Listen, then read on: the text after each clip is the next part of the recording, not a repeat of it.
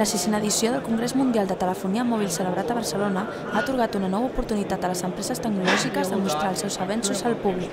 Les grans companyies com Movistar, Nokia o Nvidia presentaran durant aquesta setmana les seves novetats en hardware i software. L'element estrella de la convenció, la tablet PC, un dels dispositius més venuts i promocionats des de la seva sortida al mercat.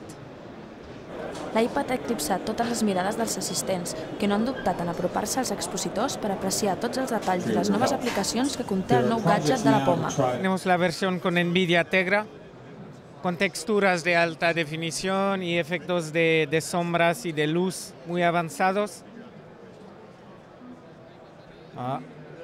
Y aquí tenemos la versión normal, que es básicamente la versión que se encuentra en tablets que no tienen Tegra.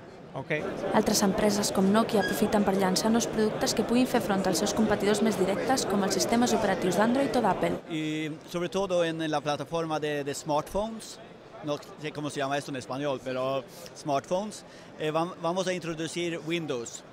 Y vamos a ver el próximo año volúmenes de Windows Phones, o bueno, Nokia Phones con Windows.